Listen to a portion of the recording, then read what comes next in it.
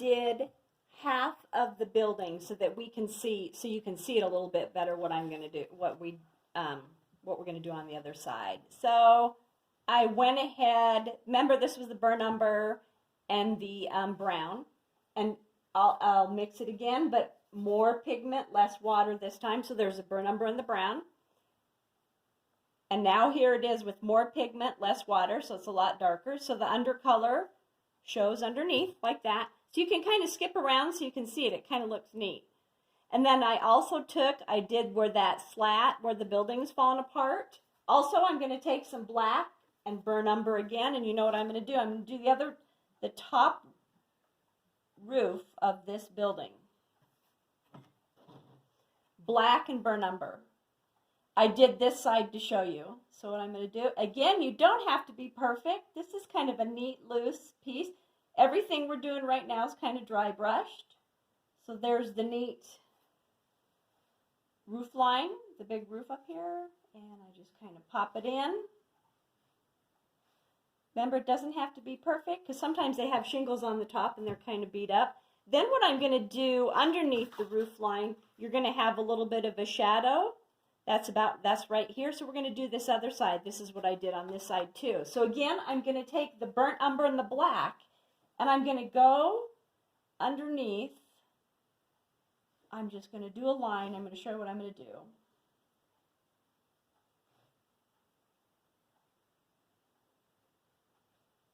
And now I'm going to work pretty fast, and I'm just going to take water and I'm going to pull it and drag it. You know, a lot of times when you look underneath roof lines, they're pretty shadowed. They're shaded. Just right under there. Just like that. Make it a little, since I got it wet, make it a little bit darker. Looks good. So that's going to be the shadow. It kind of shows how the house recesses underneath the roof.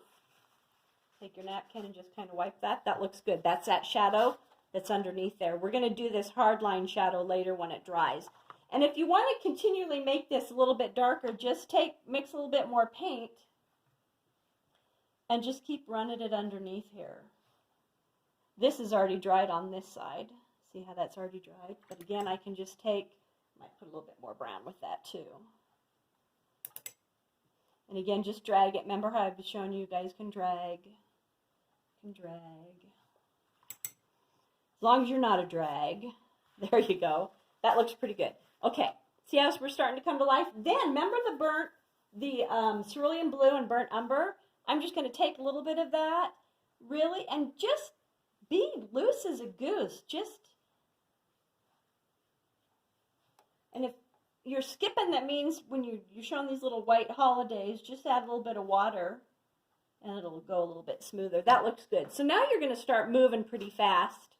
We've got that. We've done our little roof. See how we're starting to come to life? You can go ahead and finish up your windows. Remember these guys? We took the burnt umber and cerulean blue and water it down a little bit, and you can just throw some paint on the wood, the structure. Just do a scrub, just loose. Just do a loose scrub. Look at that. I might even do some inside. Because remember, when we do the darks, it'll pop. When we put the darks on here, it really popped and gave it some dimension. Let that dry a little bit. It's just a beat up old building. I've got some burnt sienna. There's a little bit along the side there. We've got the one. See the board area here? We can dry brush in some more burnt sienna and burnt umber. So I can take some more burnt sienna right here. Just kind of. Remember we did the wet and wet? Just go right on top of it. I'm using a number 3, by the way. So this is where you just start looking at the building and putting the fun little things. Here's burnt umber and black. That's down at the base. Kind of did that over here. Kind of gives you an idea.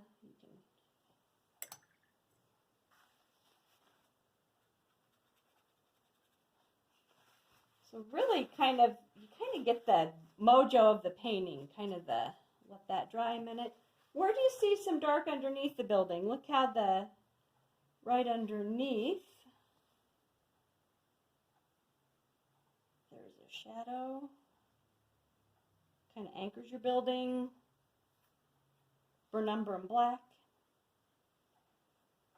I did it here too. Dried a lot lighter. So that's giving you some dimension.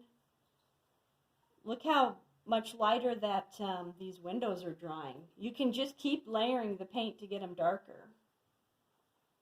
Again, and let that lighter brown show underneath. Maybe this one will just kind of do it like that.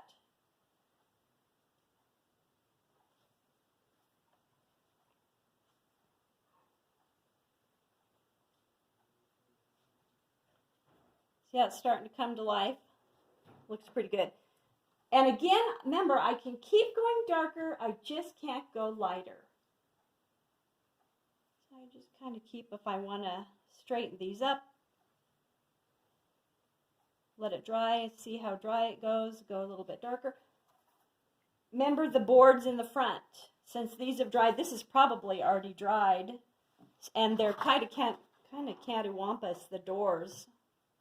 We'll just do a little dark here, here, here. Another one here, here, here. See how it's starting to come to life? If you feel you need to kind of outline the boards a little bit, outline them. Doesn't have to be perfect. Look how it made it pop. And you can even take your napkin. It is a beat up building. Oh, look, maybe we'll throw some, I'll take some alizarin crimson. We'll throw a little color down on this bottom board after it dries. Just be kind of wild. Ooh, maybe we'll just throw it on top of here too. After it dries, you can just kind of throw some color on top of that. Look at that, how we're starting to come to life. And again, burn umber and black. I can get in between where the door jambs are. Just being loose as a goose. You could even throw some alizarin crimson in with that brown if you want to give it a little rosy hue. Look at that. So this is what I that's kind of fun. Now we're rocking. See how we're starting to come to life? And then what I'll do is I'll kind of continue on. We'll bring some more darks on here. You're just building up. You're going from light to dark. Okay, see you in the next lesson.